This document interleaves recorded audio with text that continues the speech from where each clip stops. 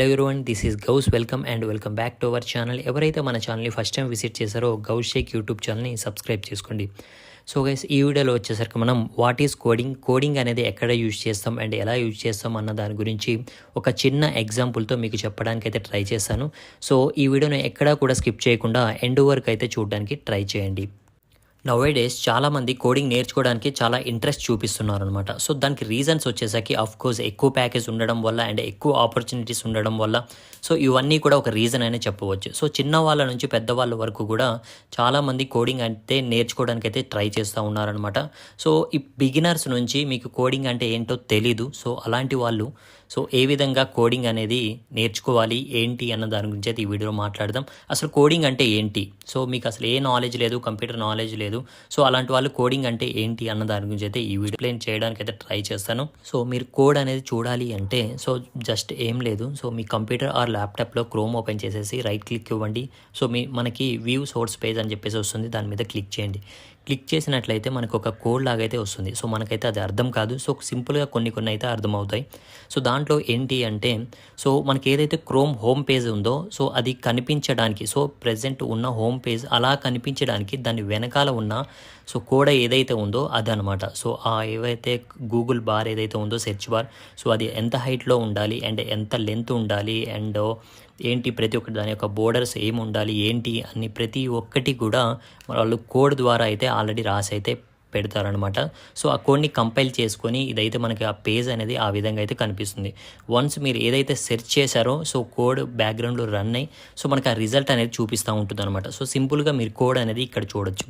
So ఇది coding అనేది వచ్చేసరికి చాలామంది ఏమనుకుంటారు అంటే కోడింగ్ అనేది కంప్యూటర్కి అర్థమయ్యే లాంగ్వేజ్. సో మనం ఏదైతే ఇస్తామో ఇన్స్ట్రక్షన్స్ అది కోడింగ్ ద్వారా ఇస్తే కంప్యూటర్ అర్థం చేసుకుంటుందో అని చెప్పేసి ఇస్తారు.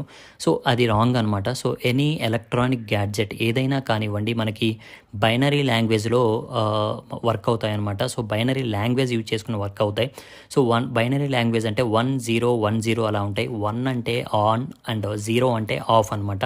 సో ఈ విధంగా అయితే రన్ అవుతాయి. దెన్ ఎందుకు ఈ కోడింగ్ అనుకున్నట్లయితే ఫర్ ఎగ్జాంపుల్ మీకు తెలియని ప్లేస్కి వెళ్ళారు. సో అక్కడ ఏంటంటే ఒక జర్మన్ వ్యక్తి ఉన్నారు. సో మీకు జర్మన్ రాదు, అతనికి తెలుగు రాదు, ఓకేనా. సో మీ ఇద్దరి మధ్య ఒక ట్రాన్స్లేటర్ అయితే కావాలి. దెన్ ఒక ట్రాన్స్లేటర్ అయితే కావాలి కదా. సో అతనికి జర్మన్ ప్లస్ తెలుగు వచ్చు. సో మీరు ఏదైతే తెలుగులో చెప్తారో అతను అదే సేమ్ థింగ్ జర్మన్లో ఎక్స్ప్లెయిన్ చేస్తారనమాట అతనికి. సో అతను ఏదైతే చెప్తాడో జర్మన్లో సో అది మీకు వచ్చేసరికి తెలుగులో ఎక్స్ప్లెయిన్ చేస్తారు. సో మీ ఇద్దరి మధ్యన ఒక ట్రాన్స్లేటర్గా ఉన్నాడు కదా. సో సేమ్ ఇక్కడ కూడా కోడింగ్ అనేది ఒక ట్రాన్స్లేటర్ అనమాట. సో ఏదైతే మనకి కంప్యూటర్ యూజ్ చేసే లాంగ్వేజ్ బైనరీ లాంగ్వేజ్ ఏదైతే ఉందో సో అది మనకి అర్థం కాదు, మనకి ఏదైతే లాంగ్వేజ్ వచ్చో అది కంప్యూటర్కి అర్థం కాదు. సో ఈ రెండింటి మధ్య ఒక ట్రాన్స్లేటర్ అయితే ఉండాలి కదా. సో అదే ఈ కోడింగ్ అనమాట. సో ఈ కోడింగ్ అనేది ఏంటంటే ఒక ట్రాన్స్లేటర్గా వర్క్ అవుతుంది. సో మన ఏదైతే ఇన్స్ట్రక్షన్ ఇస్తామో ఆ ఇన్స్ట్రక్షన్స్ కోడింగ్ రూపంలో ఇస్తే సో అది బైనరీ లాంగ్వేజ్లో కన్వర్ట్ చేసుకొని సో ఆ ప్రోగ్రామ్ మొత్తం కూడా కంపైల్ అయ్యి బైనరీ లాంగ్వేజ్లో కన్వర్ట్ చేసుకొని మనకి కావాల్సిన రిజల్ట్ అయితే అది ఇస్తుంది అనమాట. సో ఇది కోడింగ్. సో ఇదనమాట. సో ఇది వచ్చేసరికి మనకి ఏంటంటే ఒక ట్రాన్స్లేటింగ్ టూల్లా పనిచేస్తాయి. Whatever it may be coding ప్రతిదీ కూడా ఒక ట్రాన్స్లేటింగ్ టూల్లా అయితే పనిచేస్తాయి అనమాట. సో ఇది కోడింగ్ వచ్చేసరికి. కోడింగ్ నేర్చుకోవడానికి అనలైటికల్గా థింక్ చేసే విధంగా ఉండాలి. సో బ్రెయిన్ అనేది చాలా యాక్టివ్గా ఉండాలి, as well as logical thinking ఉండాలి. సో ఈ విధంగా అయితే చెప్తూ ఉంటారనమాట. సో దానికి రీజన్ వచ్చేసరికి ఏమైనా ప్రోగ్రామింగ్ రాసేటప్పుడు దానికి రాసిన తర్వాత వచ్చే అబ్స్టాకిల్స్ ఏవైతే ఉన్నాయో సో అవి వన్స్ ఇంప్లిమెంట్ అయిన తర్వాత వచ్చే అబ్స్టాకిల్స్ ఏవైతే ఉన్నాయో సో వాటిని కూడా ఫేస్ చేసే విధంగా అయితే ప్రోగ్రామింగ్ రాయాల్సి ఉంటుంది. సో అంటే అర్థం కాలేదు అంటే మరి ఒక చిన్న ఎగ్జాంపుల్ అయితే చెప్తాను అనమాట. సో ప్రజెంట్ కోడింగ్ వచ్చేసరికి ఈచ్ అండ్ ఎవ్రీ ఎలక్ట్రానిక్ గ్యాడ్జెట్లో కూడా మనం ప్రోగ్రామింగ్ అనేది యూజ్ చేస్తున్నాం.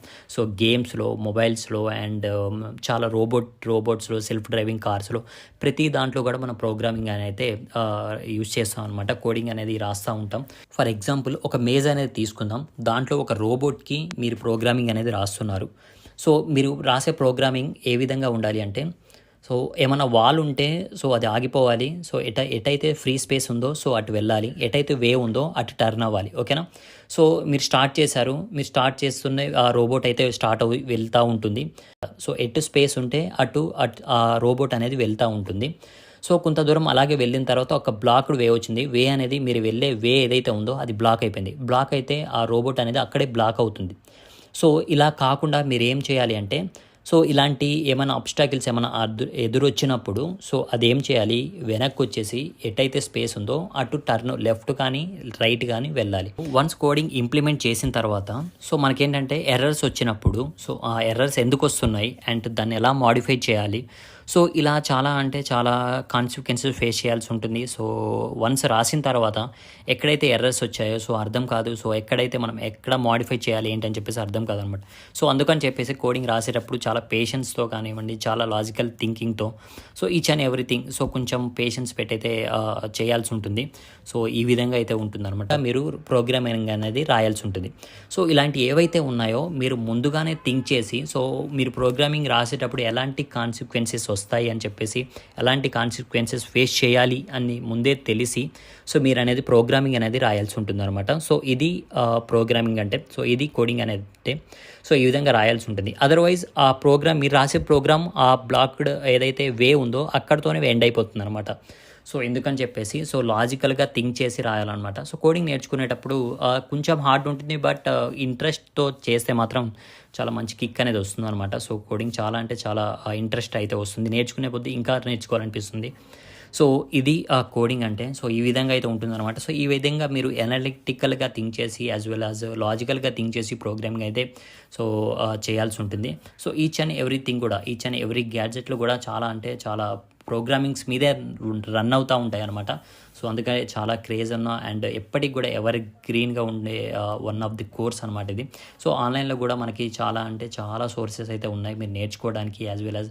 సో దీనికి పెద్దగా ఎలాంటి క్వాలిఫికేషన్ కూడా అవసరం లేదు, జస్ట్ మీరు డిగ్రీ ఎనీ డిగ్రీ అనమాట. సో సిఎస్సీనే చేసి ఉండాలి, ఐటీనే చేసి ఉండాలి, సో అలాంటి పట్టింపులు ఏమీ లేవు అనమాట. సో ఎనీ డిగ్రీ చేస్తున్న వాళ్ళు కూడా ప్రోగ్రామింగ్ నేర్చుకోవచ్చు. సో చాలా ఇప్పుడు వస్తున్న 6th 7th క్లాస్లోనే basic things, program basic things అయితే నేర్చుకొని అయితే వస్తున్నారన్నమాట కోడింగ్. సో ఇది సింపుల్గా కోడింగ్ అంటే. సో దీంట్లో పెద్ద ఏమీ లేదు.